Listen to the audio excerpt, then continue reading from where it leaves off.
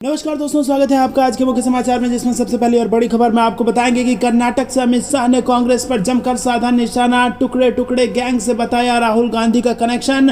दूसरी खबर में जिक्र होगा कि कांग्रेस के प्रवक्ता पवन खेड़ा गिरफ्तार, असम पुलिस के अनुरोध पर दिल्ली पुलिस ने लिया एक्शन। तीसरी खबर में जिक्र होगा कि ग्रीन एनर्जी को लेकर बोले पीएम मोदी, कहा भारत की क्षमता सोने की खदान से कम नहीं। चौथी खबर में जिक्र होगा कि न शरीफ न इमरान, हमें तो चाहिए मोदी। पाकिस्तानी नागरिक का वीडियो हो गया वायरल। और साथ ही साथ पांचवी खबर में आपको बताएंगे कि अल्लाह शब्द संस्कृत से आया। निश्चलानंद सरस्वती बोले दुनिया में केवल हिंदू सनातन धर्म ही एकमात्र धर्म है। दोस्तों, हर एक खबर की गहराई में आपको ले जाएंगे, लेकिन उससे पहले अगर आपको भी ऐसा लगता है कि मोदी है तो हर जीत मुमकिन है, तो आप अभी इस वीडियो को लाइक, चैनल को सब्सक्राइब और बेल आइकन दबाकर कमेंट में लिखिए जय हिंद। दोस्तों, रुक करते हैं सबसे पहले और बड़ी खबर की तरफ। कर्नाटक से अमित शाह ने कांग्रेस पर जमकर साधा निशाना, टुकड़े टुकड़े गैंग से बताया राहुल गांधी का कनेक्शन। जी हां दोस्तों, आपको बता दें कि केंद्रीय गृह मंत्री अमित शाह गुरुवार को कर्नाटक के दौरे पर थे और उनके इस दौरे को प्रदेश में आगामी विधानसभा चुनाव से जोड़कर भी देखा जा रहा है। प्रदेश में 224 विधानसभा सीटों के लिए आने वाले कुछ महीनों में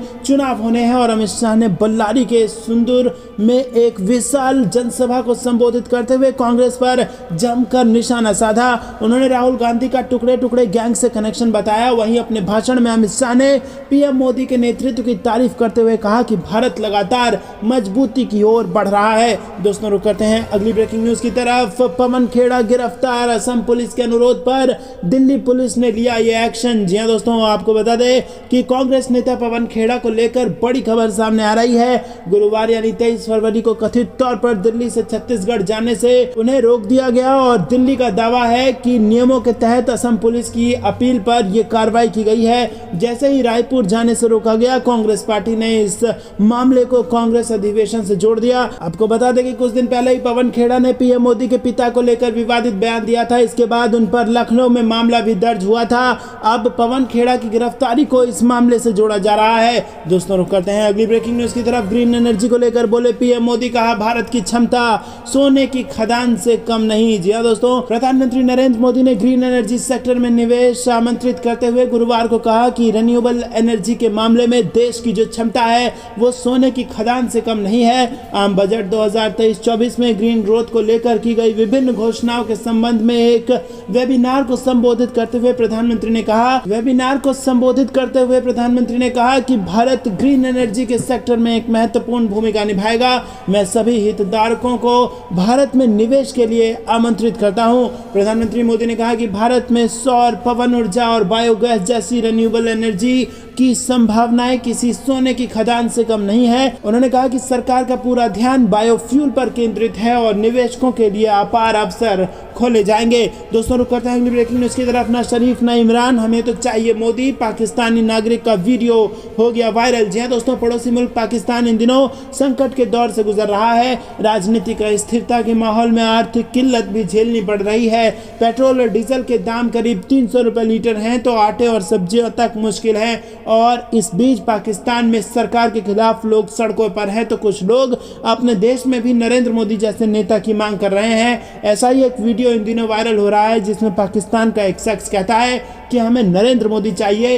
एक चैनल से बात करते हुए पाकिस्तानी नागरिक ने कहा कि हमें न नवाज शरीफ चाहिए और न इमरान खान चाहिए, अच्छा होगा कि हमें नरेंद्र मोदी मिल जाए। रुक करते हैं अगली ब्रेकिंग न्यूज की तरफ। अल्लाह शब्द संस्कृत से आया, निश्चलानंद सरस्वती का बयान। बोले दुनिया में केवल हिंदू सनातन धर्म ही एकमात्र रिलीजन। जी हां दोस्तों, आपको बता दें कि पूरी पीठ के जगत गुरु शंकराचार्य स्वामी निश्चलानंद सरस्वती ने जमीयत उलेमाए हिंद के प्रमुख मौलाना सैयद अरशद मदनी के ओम वाले बयान पर पलटवार किया है। निश्चलानंद सरस्वती ने कहा है कि अल्लाह शब्द संस्कृत शब्द है और उन्होंने कहा कि धर्म पर सवाल उठाने वाले लोग हमारे संस्कृत व्याकरण का अध्ययन करें, क्योंकि हम सब के पूर्वज सनातनी वैदिक आर्य ही थे। और इसके साथ ही उन्होंने बागेश्वर धाम का भी समर्थन किया है। उन्होंने कहा कि विश्व में एक ही धर्म है, हिंदू सनातन धर्म। उन्होंने दावा किया कि बाकी सभी धर्म सिर्फ सांप्रदायिक है। उन्होंने कहा कि धर्म पर सवाल उठाने वाले पहले संस्कृत व्याकरण सीख ले, हम सभी सनातनी वैदिक आर्य थे। शंकराचार्य निश्चलानंद सरस्वती ने कहा कि रामचरितमानस पर सवाल उठाने वालों को चाणक्य नीति पढ़नी चाहिए। उन्होंने कहा कि दूसरे धर्मों के शास्त्रों के खिलाफ कुछ भी कहने की हिम्मत किसी में नहीं है। दोस्तों रुक करते हैं अगली ब्रेकिंग न्यूज की तरफ। एक ही झटके में खत्म हो जाएगा दुश्मन का पूरा कैंप। भारतीय सेना में शामिल स्वार्म ड्रोन को क्यों कहा जा रहा है गेम चेंजर, ये आपको बता दें दोस्तों कि सेना ने भारतीय स्टार्टअप को लड़ाकू स्वार्म ड्रोन के उत्पादन का ऑर्डर दे दिया है। और स्वार्म ड्रोन का मतलब होता है झुंड में एक साथ लयबद्ध तरीके से उड़ने वाले ड्रोन। स्वार्म ड्रोन में सैकड़ों छोटे छोटे ड्रोन से टारगेट पर हमला किया जा सकता है और उन्हें हथियार या कैमरों से लैस भी किया जा सकता है। इससे निगरानी की जा सकती है या फिर इसके जरिए हथियार को दुश्मन के ठिकाने पर गिराया जा सकता है। स्वार्म ड्रोन के जरिए 100 ड्रोन का झुंड दुश्मन के इलाके में कम से कम 50 किलोमीटर दूर लक्ष्य को मारने में सक्षम है। सूत्रों ने बताया कि ये ड्रोन एक विशेष वजन के बम ले जाने में सक्षम है। स्वार्म ड्रोन की खासियत यह है कि दुनिया के किसी भी रेडार या एंटी एयर डिफेंस सिस्टम को धोखा दे सकते हैं। दोस्तों रुक करते हैं अगली ब्रेकिंग न्यूज की तरफ। मौसम बिगाड़ेगा हाल, आईएमडी ने बता दिया अगले 5 दिनों में कितना बढ़ जाएगा तापमान। जी हाँ दोस्तों, आपको बता दें कि आईएमडी ने गुरुवार को कहा कि उत्तर पश्चिम मध्य और पूर्वी भारत में अगले 5 दिनों में अधिकतम तापमान सामान्य से 3 से 5 डिग्री अधिक दर्ज किए जाने का अनुमान है। वहीं देश के कई हिस्सों में पहले से ही अधिकतम तापमान दर्ज किया जा रहा है, जो आमतौर पर मार्च के पहले सप्ताह में दर्ज किया जाता है और इसने इस साल तीव्र गर्मी और लू को लेकर चिंताओं को बढ़ा दिया है। आईएमडी ने एक बयान में कहा कि अगले 5 दिनों के दौरान उत्तर पश्चिम मध्य और पूर्वी भारत के अधिकांश हिस्सों में अधिकतम तापमान सामान्य से 3 से 5 डिग्री सेल्सियस अधिक रहने की संभावना है। आईएमडी ने कहा कि अगले 2 दिनों के दौरान उत्तर पश्चिमी भारत में अधिकतम तापमान में उल्लेखनीय बदलाव की संभावना नहीं है। हालांकि इसके बाद पारा 2 से 3 डिग्री सेल्सियस तक बढ़ने का अनुमान है। आईएमडी के एक अधिकारी ने कहा कि मार्च के पहले 15 दिनों में उत्तर पश्चिम भारत के 1 या 2 मौसम संबंधी उपखंडों में पारा 40 डिग्री सेल्सियस और उससे अधिक तक बढ़ सकता है। रुक करते हैं ब्रेकिंग न्यूज की तरफ। दक्षिणी अमेरिकी देशों पर भारत का फोकस, जयशंकर बोले सभी विदेश मंत्रियों के नंबर है मेरे पास। जी हाँ दोस्तों, भारत के विदेश मंत्री एस जयशंकर ने कहा कि दक्षिण अमेरिका और कैरेबियाई देश भारत के अहम साझेदार हैं और वैश्विक मुद्दों पर हमारे हित भी समान है। जयशंकर ने कहा कि भारत दक्षिण अमेरिकी देशों और कैरेबियाई देशों के साथ कई क्षेत्रों में सहयोग बढ़ाने पर फोकस कर रहा है, जिनमें व्यापार, निवेश और जलवायु परिवर्तन जैसे क्षेत्र शामिल हैं। बुधवार को नई दिल्ली में इंडिया इंटरनेशनल सेंटर में लैटिन अमेरिका और कैरेबियाई देशों की एक कॉन्फ्रेंस में बोलते हुए विदेश मंत्री ने यह बात कही। जयशंकर ने कहा कि भारत और लैटिन अमेरिका और कैरेबियन देशों के बीच सालाना $50 बिलियन से ज्यादा का व्यापार होता है और लगातार बढ़ रहा है। रुक करते हैं अगली ब्रेकिंग न्यूज की तरफ। यूपी की आत्मनिर्भरता की मजबूत नींव लिखेगी मिशन 2024 की कहानी। लोकसभा चुनाव में 80 सीटों पर बीजेपी का है फोकस। जी हां दोस्तों, देश के सर्वाधिक 24 करोड़ की आबादी वाले उत्तर प्रदेश को 6 वर्ष में बीमारू राज्य की छवि से उबारने के बाद योगी सरकार अब प्रदेश को आत्मनिर्भर बनाने की दिशा में तेजी से कदम बढ़ाएगी। अपने 7वें बजट के जरिए सभी को साधने के साथ ही मोदी सरकार की हैट्रिक के लिए मजबूत पिच बनाते ही दिख रहे हैं। और आपको बता दें कि विधानसभा चुनाव में सभी को साधने वाले भाजपा के लोक कल्याण संकल्प पत्रों के जिन 130 संकल्पों के सहारे योगी सरकार ने पिछले वर्ष सूबे की सत्ता में ऐतिहासिक वापसी की थी, उनमें से 110 यानी 85% संकल्पों को दूसरे बजट से ही पूरा कर योगी सरकार ने भाजपा के लिए मिशन 80 की राह आसान बनाने का काम कर दिया है। दोस्तों रुक करते हैं अगली ब्रेकिंग न्यूज की तरफ। यूपी सहित पूर्वोत्तर रेलवे में पूरा हुआ 100% विद्युतीकरण, पीएम मोदी ने कहा वेरी गुड। जी हाँ दोस्तों, पूर्वोत्तर रेलवे की झोली में एक और बड़ी उपलब्धि जुड़ गई है। लखनऊ मंडल के सुभागपुर पेड़वा खंड का कार्य पूरा होते ही उत्तर प्रदेश सहित पूर्वोत्तर रेलवे के सभी मार्गों का विद्युतीकरण पूरा हो गया है। प्रधानमंत्री नरेंद्र मोदी ने रेल मंत्रालय के मिशन 100% विद्युतीकरण के ट्वीट पर रीट्वीट करते हुए लिखा है वेरी गुड। मोदी की सराहना मिलते ही पूर्वोत्तर रेलवे में खुशी की लहर है। 100% विद्युतीकरण होने के बाद लखनऊ, वाराणसी और इज्जतनगर मंडल स्थित बड़ी रेल लाइन के सभी रूटों पर अब सिर्फ इलेक्ट्रिक इंजन वाली ट्रेनें ही चलेंगी, डीजल वाले इंजन इतिहास बन जाएंगे।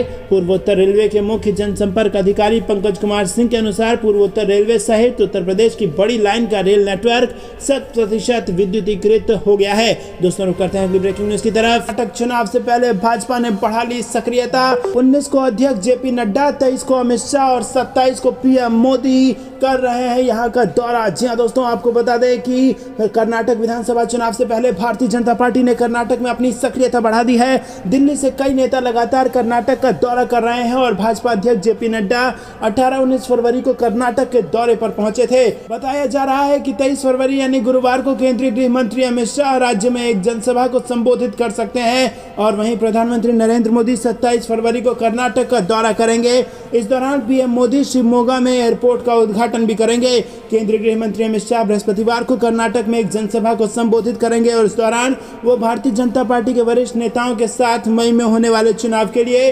रणनीति पर चर्चा करेंगे और पार्टी की तैयारियों को नए सिरे से गति देने का प्रयास करेंगे। वहीं शाह बेल्लारी जिले के संदूर में एक जनसभा को संबोधित करेंगे और इसके बाद वो बेंगलुरु जाएंगे, जहां वो एक संवाद कार्यक्रम में हिस्सा लेंगे।